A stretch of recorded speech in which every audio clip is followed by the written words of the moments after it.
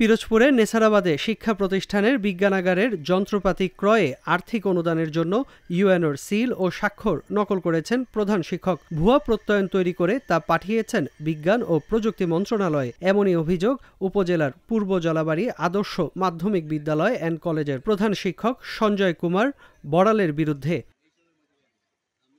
উপজেলার ১৬টি মাধ্যমিক বিদ্যালয়ের বিজ্ঞানাগারের যন্ত্রপাতি ক্রয়ের জন্য উপজেলা নির্বাহী কর্মকর্তা মোহাম্মদ মনিরুজ্জামানের প্যাড ও সিল সহ স্বাক্ষর নকল করেন। সেগুলো ব্যবহার করে অনুদান প্রাপ্তির জন্য ইচ্ছামতো প্রত্যয়নপত্র প্রস্তুত করে মন্ত্রণালয়ে দাখিল করেন প্রধান শিক্ষক। এদিকে বিষয়টি জানতে পেরে উপজেলা মাধ্যমিক শিক্ষা কর্মকর্তাকে তদন্তপূর্বক রিপোর্ট জমা দিতে নির্দেশ দেন উপজেলা নির্বাহী কর্মকর্তা। আইনি ব্যবস্থা প্রক্রিয়াধীন আছে। আমার ১৬টা প্রতিষ্ঠানের প্রধান শিক্ষক মহোদয় ওনার বিরুদ্ধে জিডি করার জন্য থানায় গিয়েছিলেন।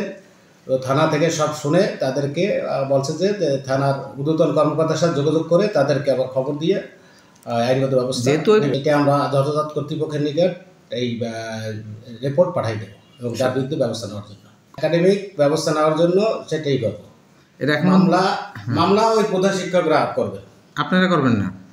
প্রধান শিক্ষকরা করবেন, সেটাই আমরা করি কিনা এটা পরে এটা বোঝা, মানে আলোচনার বিষয়, পরে বোঝা যাবে।